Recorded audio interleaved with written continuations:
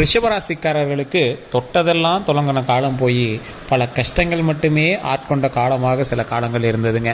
அதில் கல்வியில் பிரச்சனை, திருமணத்தில் பிரச்சனை, நிறைய பிரச்சனைகள்லாம் இருந்தது. இதில் முக்கியமாக நீங்கள் அடிப்பட்டது ஃபினான்ஷியலாகவும் மன ரீதியாகவும் தான். மன ரீதியாக அப்படின்னா குடும்ப பிரச்சனை, தேவையில்லாத உங்களுக்கு வம்பு வழக்குகள், அது மாதிரிலாம் நீங்கள் சந்திச்சிருப்பீங்க. அதில் சில பண விஷயத்தில் நீங்கள் வந்து லாக் ஆகிருப்பீங்க. அந்த பண விஷயம் எதை நோக்கி போக போகுது அப்படின்னா, தொழில் ரீதியான சில விஷயங்கள் நோக்கி போக போகுது. தொழில் ரீதியான விஷயங்களில் நீங்கள் ஏற்கனவே முதலீடு போட்டிருப்பீங்க, அல்லது முதலீடுக்காக வெயிட் பண்ணிகிட்டு இருப்பீங்க, இல்லை ரொம்ப நாளாக இயங்கிட்டு இருப்பீங்க. இதில் ஒரு மிகப்பெரிய வெற்றி என்ன அப்படின்னா, கஷ்டங்களை தாங்கிய உங்களுக்கு ஒரு விடிவு காலம் வரப்போகுது. சார் என்ன சார் கம்ப்ளீட்டாலாம் சரியாயிருமா, அப்படி அடித்து சொல்லுங்கள் சார், ஹாப்பியாக இருக்கும் அப்படின்னா நம்ம வியூஸுக்காகவும் லைக்குக்காகவும் இப்படி போய் சொல்லலாம் விரும்பலைங்க. கொஞ்சம் படிப்படியாக தான் உங்களுக்கு வந்து வெளிச்சம் கிடைக்க ஆரம்பிக்கும். அது இப்போ இருக்கிறதெல்லாம் வந்து பார்த்திங்கன்னா ஒரு சின்ன படிக்கட்டு உங்களுக்கு ஏறத்துக்கு ஒரு கேப்பு கிடைக்குது அப்படின்னு வச்சுக்கோங்களேன். ஆனால் இந்த வாய்ப்பை நீங்கள் விட்டுறாதீங்க அப்படின்னு தான் சொல்லணும். நீங்கள் அந்த பிரச்சனையிலேருந்து வெளியே வரத்துக்கு ஒரு வாய்ப்பு கிடைக்குது, ஒரு சந்து இருக்குது. அந்த சந்து வழியாக நீங்கள் உள்ளே போனீங்க அப்படின்னா நல்ல பெரிய பாதையே இருக்குது. அந்த பாதையில் உள்ளே போகும்போது உங்களுக்கு கொஞ்ச நாளைக்கு கொஞ்சம் பயத்தோடையும் கொஞ்சம் பதட்டத்தோடையும் உள்ளே போயிட்டுருக்கிற மாதிரி தான் இருக்கும். கொஞ்ச நாட்கள்லேயே உங்களுக்கு தெளிவான ஒரு பாதை பிறக்கும். இதுதான்ப்பா நம்மளோட லைஃப் டைம் அச்சீவ்மெண்ட்டு, இதை பிடிச்சிக்கிட்டா நம்ம செட்டில் ஆகிடலாம்ப்பா அப்படின்னு நீங்கள் வந்து உட்காருவீங்க. இந்த ரிஷபராசிக்காரர்களுக்கு இதுதான் தொழில் அப்படின்னு இது வரைக்கும் நீங்கள் உட்காந்துருக்கவே மாட்டீங்க. சார் இந்த தொழிலா அந்த தொழிலா, அதில் ஒரு இன்கம் இதில் ஒரு இன்கம், வேலைக்கு போயிட்டுருக்கு சார், இதிலேருந்து அடுத்த ப்ரமோஷன் கிடைக்குமா, அந்த ப்ரமோஷனில் அங்கே போய் உட்காந்துக்கலாமா, இப்படி அடுத்தடுத்ததுக்கு எதிர்பார்த்து காத்து கொண்டு இருக்கக்கூடிய ஒரு அற்ப பிறவியில் இந்த ரிஷபராசியும் ஒரு பிறவி அப்படிங்கிற மாதிரி தான் வாழ்ந்துருப்பீங்க. சார் என்ன சார் இப்படிலாம் சொல்லுங்கள், அற்ப பிறவி அப்படிலாம் அப்படி சொல்லக்கூடாது சார் அப்படின்னா, இருக்கிறதுலே கஷ்டப்பட்ட மக்கள் ரிஷபராசி மக்கள் தான். அந்த ரிஷபராசி மக்கள்ங்கிறது மக்கள்களில் எல்லாம் இருக்கக்கூடிய மக்கள்களில் நீங்கள் சாதாரண ஆளாக தெரியலாம், இல்லை ஒரு பெரிய ஆளாக தெரியலாம். ஆனால் கடவுளினுடைய பார்வையில் பார்க்கும்போதோ, அல்லது நீங்கள் வந்து எவ்வளோ கஷ்டப்பட்டீங்க அப்படின்னு பார்க்கும்போதோ, இருக்கக்கூடிய 12 ராசிகள்லேயே நீங்கள் தான் வந்து ரொம்ப கஷ்டப்பட்டவங்க. ரிஷபராசி எங்களோட வாழ்க்கையெல்லாம் எங்களோட ஹிஸ்ட்ரியை உட்காந்து கேட்டிங்க அப்படின்னா மற்றவங்க கண்ணு தண்ணி வந்துடும். அந்த மாதிரி சில கஷ்டங்கள் அனுபவிச்சுங்க இந்த ரிஷபராசி. ஸோ கொஞ்சம் நிதானமாக, கொஞ்சம் பொறுமையாக, கொஞ்சம் ஹேண்டில் பண்ணிங்க அப்படின்னா வரக்கூடிய காலகட்டங்கள் அற்புதமான காலகட்டங்கள்ங்க. ரிஷபராசிக்காரர்கள் ஏப்ரல் மாதத்தில் நிலவக்கூடிய கிரகங்களினுடைய அடிப்படையில் ஏப்ரல் மாதம் சில விஷயங்களில் கவனமாக இருக்க வேண்டிய மாதம் அப்படின்னு சொல்லலாம். அதில் முக்கியமாக நீங்கள் வந்து பெரிய வெற்றி, லாபம், பண வரவு இதெல்லாம் வந்து திருப்திகரமாக வந்து உங்களுக்கு இருக்கும். ஆனாலும் அதில் சின்ன சின்ன எச்சரிக்கைகள் உங்களுக்கு இருக்கும். அதான் நான் சொன்னல, முதல் படிக்கட்டு தான். ஸோ பெரிய உங்களுக்கு வெளிச்சம் தெரியுதான்னு கேட்டால் வெளிச்சம் வரதுக்கான வாய்ப்பு தெரியுது.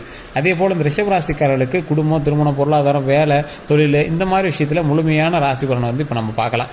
தயவு செய்து வீடியோ ஸ்கிப் பண்ணாமல் பாருங்கள். நிறைய பேர் கேட்ட விஷயங்கள் இதுதான். ஸோ அது எல்லாத்தையுமே ஃபில்டர் பண்ணி எல்லாத்தையுமே சொல்ல போகிறோம்.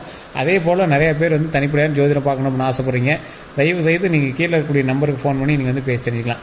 பிறந்த தேதி, பிறந்த நேரம், பிறந்த ஊர், இதை 3 மட்டும் சொன்னீங்க அப்படின்னா போதுமானது.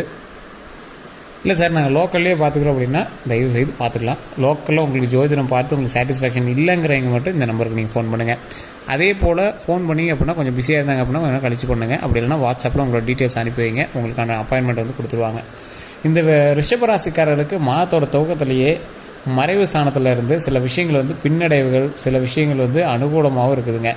அதுலேயுமே வந்து பார்த்திங்கன்னா குறிப்பிடத்தக்க விஷயம் மட்டும்தான் உங்களுக்கு கை கொடுக்குதே தவிர ஒரு சில விஷயங்கள் வந்து உங்களோட கொஞ்சம் கை நழுவி தான் இருக்குது. அந்த இடத்துலலாம் நீங்கள் கொஞ்சம் பார்த்து பராமரிச்சாக இருந்தாகணும்.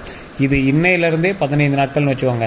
இந்த ஏப்ரல் மாதத்தோட பலன் முன்னாடி இருக்கக்கூடிய 5 நாட்களே உங்களுக்கு தெரிய ஆரம்பிக்கும். இது ஏப்ரல் மாதம்னு மட்டும் சொல்ல முடியாது. முன்னாடி இருக்கக்கூடிய இந்த மார்ச்லேயுமே 5 நாட்கள் வந்து உங்களுக்கு இப்படி தான் இருக்க போகுதுங்க.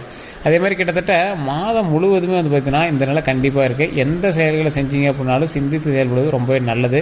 இருந்தாலும் மற்ற இடங்கள் அனைத்துமே வந்து பார்த்திங்கன்னா பெரும்பாலும் சாதகமான நிலையில் இருப்பதால் பெரிய கஷ்டங்கள் வந்து உங்களுக்கு வரதுக்கு சான்ஸ் இல்லைங்க. கவலைப்பட தேவையில்லை. கொஞ்சம் பொறுமையாகவும் நிதானமாக பண்ணிங்க அப்படின்னா போதுமானது. அதே போல் பண வரவு, பொருளாதாரம்லாம் வந்து பார்த்திங்கன்னா திருப்திகரமாக இருக்கும். லாபஸ்தானத்தில் 3 கிரகங்கள் வந்து சஞ்சரிச்சிருக்கிறதுனால, புதன் வக்ர நிவர்த்தி பெறுவதால் இந்த அனைத்துமே வந்து பார்த்திங்கன்னா பெரிய அளவுக்கு யோகங்களை கொடுக்குங்க. இது எல்லாமே ஓரளவுக்கு நல்லா பெரிய அளவு யோகங்களை கொடுக்குது. ஒரு சில நாட்கள் வந்து மனக்குறைகள் அல்லது சங்கடங்கள் எல்லாமே ஏற்பட்டுச்சு அப்படின்னா கூட மாதத்தோட கடைசியில் வந்து பார்த்திங்கன்னா அது வந்து ஒரு அனுகூலமான வாரமாக வந்து உங்களுக்கு பலனாக கிடைக்குங்க. கொஞ்சம் நிதானமாக பண்ண வேண்டிய விஷயந்தான். இருந்தாலும் உங்களை கொஞ்சம் மனத்தை குழப்பி அப்படியே உங்களை ஒரு மாதிரி யோசிக்க வச்சு பண்ணக்கூடிய நேரமாக இருக்குதுங்க. கொஞ்சம் பொறுமையாகவே எல்லாம் ஹேண்டில் பண்ணிங்க அப்படின்னா ரொம்ப நல்லது. ரிஷபராசிக்கு இந்த ஏப்ரல் மாதத்துக்கு முன்னாடி 5 நாட்கள்லேருந்து அடுத்த 15 நாட்கள் ஏப்ரல் மாதம்னு கூட வச்சுக்கலாம். இதில் பணமும் பொருளாதாரம் எப்படி இருக்க போகுது அப்படின்னா, ரிஷபராசிக்காரர்களுக்கு ஏப்ரல் மாதத்தில் திடீர் செலவுகள் வந்து ஏற்படுறதுக்கான வாய்ப்புகள் இருக்குது. இதனால் பொருளாதார ரீதியாக சின்ன பின்னடைவு உங்களுக்கு வந்து கண்டிப்பாக உண்டு. அதில் சாத்தியமும் இருக்குதுங்க, ஓரளவுக்கு தான். ரொம்பவும் நீங்கள் வந்து பின்னடைவுலாம் கிடையாது, ஓரளவுக்கு தான். அதில் கொஞ்சம் பார்த்து பொறுமையாக இருங்க. வரவு செலவெல்லாம் பார்த்திங்கன்னா திட்டமிட்டு செலவு செய்வது ரொம்பவே நல்லது.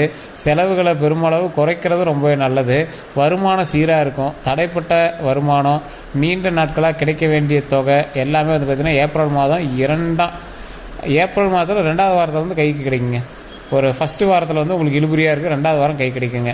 அதே மாதிரி வீட்டுக்கான திடீர் செலவுகள்லாம் வந்து உங்களுக்கு இருக்கிறதுக்கு வாய்ப்பு இருக்குது. அதை கொஞ்சம் பார்த்து பண்ணுங்கள். அது சுப செலவுகள் தான், ஒன்றும் பெரிய இதெல்லாம் இருக்காது. அதனால் கொஞ்சம் பார்த்து நிதானமாக பண்ணிங்க அப்படின்னா ரொம்ப நல்லதுங்க. அதே போல் ரிஷபராசிக்கு ஏப்ரல் மாதத்தில் ராசி பலன் அப்படின்னு பார்த்தீங்கன்னா, வேலை அப்புறம் தொழில் வந்து பார்த்திங்கன்னா, ரிஷபராசிக்காரர்களுக்கு ஏப்ரல் மாதம் முழுவதுமே பார்த்திங்கன்னா வேலை தொழில் ரெண்டுமே சம்மந்தப்பட்ட விஷயங்களில் பெரிய சிக்கலோ பாதிப்புகளோ எதுவுமே வந்து ஏற்படாதுங்க. அந்த அளவுக்கு பாதிப்பு ஏற்படுது அப்படின்னாலும் கொஞ்சம் ஓரளவுக்கு நிம்மதியாகவும் பொறுமையாகவும் ஹேண்டில் பண்ணிங்க அப்படின்னா ரொம்பவே நல்லது. தொழிலில் சின்ன சின்ன சிக்கல்கள் உங்களுக்கு வந்து இருக்கிறதுன வாய்ப்பு இருக்குது. அதை பொறுமையாக ஹேண்டில் பண்ணுங்கள். உங்கள் கீழே வேலை பார்க்குறவங்க அல்லது உங்களுக்கு மேலே வேலை பார்க்குறவங்க, நீங்கள் வேலைக்கு வச்சவங்க, இவங்க எல்லாத்துட்டையுமே கொஞ்சம் பார்த்து செயல்பட்டீங்க அப்படின்னா ரொம்பவே நல்லதுங்க. வியாபாரம் செய்கிறவங்களுக்கு பெரிய வளர்ச்சி முன்னேற்றம் கண்டிப்பாக இருக்குதுங்க. அதே மாதிரி குரு அப்புறம் புதன் ஆகிய 2 கிரகங்களினுடைய பரிவர்த்தனை யோகம் வந்து பார்த்திங்கன்னா தொழில் ரீதியாக பெரிய வளர்ச்சியும் எதிர்பாராத புதிய ஒப்பந்தங்களையும் வந்து சாத்தியமாகுங்க. நீங்கள் எதிர்பார்த்துருக்க மாட்டீங்க, இந்த ஒப்பந்தம் வந்து உங்களுக்கு கிடைச்சிருக்குமா, இந்த ஆப்ஷன் வந்து உங்களுக்கு கிடைக்குமா, இந்த சலுகைகள் வந்து உங்களுக்கு கிடைக்குமா அப்படின்னா, கிடைக்காத ஒரு விஷயம் வந்து கண்டிப்பாக உங்களுக்கு கிடைக்கும். அது கொஞ்சம் நிதானமாக தான் கிடைக்கும். அதுக்கு நீங்களாக போய் ஒன்றும் இது பண்ணாதீங்க, தானாகவே வந்து அமையும். வாய்ப்பு வரும், அந்த வாய்ப்பு வந்து நீங்கள் பயன்படுத்திக்கோங்க. வேலை மாற வேணும் அப்படின்னு விரும்புகிறவங்களுக்கு எல்லாமே இது யோகமான காலமாக இருக்கும். ஏன்னா ஒரு வேலையிலேருந்து நீங்கள் மாறுறீங்க அப்படின்னா அந்த வேலையை விட்டு நீங்கள் வெளியே போய் வேறு வேலையை ஜாயின் பண்ணுற மாதிரி தான். ஸோ அந்த மாதிரி ஒரு காலகட்டம் தான். ஸோ வேலையில் கொஞ்சம் பத்திரமா இருங்க. ஏற்கனவே வேலையில் இருக்கிறவங்க கொஞ்சம் பத்திரமா தான் இருந்தாகணும் அப்படிங்கிற ஒரு காலகட்டமும் இருக்குதுங்க. அதே மாதிரி இந்த ரிஷபராசிக்காரங்க இது ஏப்ரல் மாதத்துலேயும் சரி, அதுக்கு முன்னாடி ஒரு 5 நாட்கள்லேயும் சரி, எந்த விஷயத்தில் நீங்கள் கவனமாக இருக்கணும் அப்படின்னா, ஏப்ரல் மாதத்தில் முதல் பகுதியில் சாதகமாக இருந்த உங்களுடைய வீட்டு சூழல் ஏப்ரல் மாதத்தோட 2வது பகுதியில் சற்று அசௌகரியமான நிலையை வந்து காட்டுதுங்க. அதான் முன்னாடி சொன்னால, வீட்டு சம்மந்தப்பட்ட செலவுகள் இருக்கும், சுப செலவுகளாகவும் இருக்கலாம். கொஞ்சம் பார்த்து பண்ணிங்க அப்படின்னா பரவாயில்லையா இருக்கும். வீட்டுக்காக அப்புறம் குடும்பத்துக்காக கூடுதல் செலவு வந்து செய்ய வேண்டிய சூழல் வந்து உங்களுக்கு இருக்குதுங்க. அதே மாதிரி சுக்கிரனுடைய மறைவு சாணத்தில் இருப்பதால் மனக்குழப்பமும் செலவுகளும் அதிகரிக்கும். சுக்கிரனுங்கிறது என்ன, அது லக்ஸுரி, சந்தோஷம், பெண்கள் சம்மந்தப்பட்ட விஷயங்கள், இந்த மாதிரி விஷயத்தெலாம் உங்களுக்கு மறைவு சாணத்தில் இருக்குது. அப்போ என்ன பண்ணுது, மனக்குழப்பம், பெண்களால் உங்களுக்கு மனக்குழப்பம் இருக்கிறது வாய்ப்புகள் இருக்குது. அதே மாதிரி செலவுகள் வந்து உங்களுக்கு அதிகரிக்கிறதுக்கான வாய்ப்புகள் இருக்குது. எதிர்பார்ப்புகள் உடனடியாக நிறைவேறும். ஆனால் அந்த எதிர்பார்ப்புகளுக்கு சின்ன சின்ன தடை வந்து தான் நிறைவேறும். அப்போ வந்து என்ன ஆகுது, நீங்கள் ரொம்ப எதிர்பார்த்து காத்திருப்பீங்க, டக்குன்னு அது வந்து நிறைவேறாமல் இருக்கும். கொஞ்சம் நேரம் டைம் எடுக்கும், இல்லையா அடுத்த சில மாதங்கள் ஆகும், அப்புறமேட்டு தான் உங்களுக்கு வந்து நிறைவேறும். அந்த மாதிரி ஒரு சூழலும் இருக்குது. ஏதோ ஒரு இடத்துல மரியாதை குறைவான நிகழ்வு நடப்பது, அப்புறம் இந்த மாதிரி சங்கடங்கள் வந்து ஏற்படுத்துகிற வாய்ப்புகள்லாம் கொஞ்சம் இருக்குது. சில இடத்துல உங்களை மதிக்க மாட்டாங்க, மரியாதை குறைவாக உங்களுக்கு பல்பு கொடுக்க வேண்டிய விஷயங்கள்லாம் நிறையா இருக்கும். அதெல்லாம் கொஞ்சம் பார்த்து பண்ணிங்க அப்படின்னா ரொம்ப நல்லது. ஆடம்பர செலவுகளை தவிர்ப்பது ரொம்ப நல்லது. கடன் வாங்குறத தவிர்ப்பது ரொம்ப ரொம்ப ரொம்ப ரொம்ப நல்லது. இந்த ரிஷபராசி கண்டிப்பாக அதை ட்ரை பண்ணுங்கள். அதே மாதிரி சில விஷயங்களை மட்டும் சின்ன சின்ன அசௌகரியங்கள் அப்புறம் செலவுகள் ஏற்படுற வாய்ப்புகள் இந்த மாதத்தில் இருக்கிறதுனால மாதம் முழுவதுமே பொருளாதாரம், பணவரவு, வாராக்கடன் சூழல், அதாவது வேலை அப்புறம் தொழில் நல்ல முன்னேற்றம் இருக்குது தவிர மற்றத்தில் எதுவும் பெரிய அனுகூலமான ஒரு விஷயங்களாக இல்லை. வேலையில் ஓரளவுக்கு பரவாயில்லையாக இருக்குது, தொழிலில் பரவாயில்லையாக இருக்குது. அதுலேயுமே கொடுக்கல் வாங்கல கொஞ்சம் எச்சரிக்கையாக தான் இருக்குது. குடும்ப சூழல் சம்மந்தப்பட்ட விஷயத்தில் 2வது வாரத்தில் கொஞ்சம் பணம் அதிகமாக செலவு பண்ணுறதுக்கான வாய்ப்புகள் இருக்குது. ஸோ அதில் கொஞ்சம் கவனமாக இருங்க. தொழில் மந்த நிலையை போக்கணும் அப்படின்னா கடவுள் வழிபாடு கண்டிப்பாக பண்ணணும். உங்களுடைய தசாபுத்தி எப்படி இருக்குது அப்படின்னு ஃபஸ்ட்டு செக் பண்ணிக்கோங்க. ஏற்கனவே இப்போ நான் சொன்னதெல்லாம் உங்களுக்கு மேட்ச் ஆச்சு அப்படின்னா உண்மையாக இல்லையான்னு கமெண்ட் செக்ஷனில் பற்றி விடுங்க. நான் சொல்லக்கூடிய விஷயத்தை ஃப்ரீ டைமில் வீட்டில் எப்பயுமே சொல்லுங்கள். ஓம் சுக்கர பகவானை போற்றி, ஓம் சுக்கர பகவானை போற்றி, ஓம் சுக்கர பகவானை போற்றி. இது லக்ஸூரியான லைஃப் தரத்துக்கு, மனவரவு தரத்துக்கு, உங்களை மகிழ்ச்சியாக வச்சுக்கிறதுக்கான ஒரு விஷயம். ஸோ இந்த சுக்கர பகவானை வழிபட்டுட்டு உங்களுடைய குலதெய்வ வழிபாடு கண்டிப்பாக எப்பயுமே நீங்கள் பண்ணுங்கள். விநாயகர் வழிபாடு, குலதெய்வ வழிபாடு கண்டிப்பாக பண்ணுங்கள். அதன் மூலமாக பல நன்மைகள் உண்டு. தொழில் ரீதியான விஷயங்களில் மிகப்பெரிய லாபகரமான சில விஷயங்கள்லாம் இருக்குது. ஸோ அதில் கொஞ்சம் எச்சரிக்கையாகவும் நிதானமாக செயல்பட்டீங்க அப்படின்னா ரொம்பவே நல்லது. கல்வி சம்மந்தப்பட்டமான விஷயங்களில் கொஞ்சம் கவனமாக இருங்க. தொழில் சம்மந்தப்பட்டமான விஷயங்கள் கவனமாக இருங்க. இதை விட கவனமாக இருக்க வேண்டியது உடல் ரீதியான விஷயங்கள். அதுலேயும் உங்கள் குடும்பத்தில் இருக்கக்கூடியவங்களோட உடல் ஆரோக்கியத்தில் ரொம்ப கவனமாக இருங்க. உங்களுடைய தந்தை, தாய், அதே மாதிரி உங்களுடைய மகன், மகள், அந்த மாதிரி விஷயங்களையும் கொஞ்சம் கவனமாக இருங்க. கணவன் மனைவிக்கிடையே செல்லக்கூடிய அந்யோன்யமானது கொஞ்சம் பரவாயில்லையாக இருக்கும். இருந்தாலும் பெண்கள் மூலமாக ஆண்களுக்கு உங்களுக்கு சின்ன சின்ன நெருக்கடிகள் இருக்கிறது வாய்ப்புகள் இருக்குது. அந்த விஷயத்தில் கொஞ்சம் நிதானமாக பொறுமையாக செயல்பட்டீங்க அப்படின்னா ரொம்ப நல்லது. வார்த்தைகள், பேச்சுவார்த்தைகள், சண்டை சச்சரவுகள் எல்லாம் கொஞ்சம் நடந்துட்டிங்கன்னா பரவாயில்லையா இருக்கும். அதே போல் அந்த விஷயத்துலையும் கொஞ்சம் கவனமாக நிதானமான வார்த்தைகளை விட்டீங்க அப்படின்னா ரொம்பவே நல்லதுங்க. வேறு ஏதாவது தகவல்கள் வேணும் அப்படின்னா தயவுசெய்து நீங்கள் கமெண்ட் செக்ஷனில் பதிவிடுங்க. நீங்கள் ஃபோன் பண்ணி பேசி தெரிஞ்சுக்கலாம். நிறைய பேர் ஃபோன் பண்ணால் சார் பிஸின்னு வருதுங்கிறீங்க, கொஞ்சம் வெயிட் பண்ணி தான் பண்ணுற மாதிரி இருக்கும். வாட்ஸ்அப்லேயும் நீங்கள் வந்து தொடர்பு கொள்ளலாம். வெளிநாட்டு மக்களாக இருந்தீங்க அப்படின்னா தயவுசெய்து நீங்கள் வாட்ஸ்அப்பில் நீங்கள் வந்து டீட்டெயில் அனுப்புங்க. உங்களுக்கான அப்பாயின்மெண்ட் கொடுத்தோன்னே உங்களுக்கான ஃப்ரீ டைம்லாம் ஆல்டர் பண்ணிட்டு உங்களுக்கு வந்து பேச சொல்லுவாங்க. வேறு எந்த கருத்துக்களாக இருந்தாலும் மறக்காம நீங்கள் ஃபோன் பண்ணி எடுத்துக்கலாம். எல்லாருக்கும் நன்றி நண்பர்களே.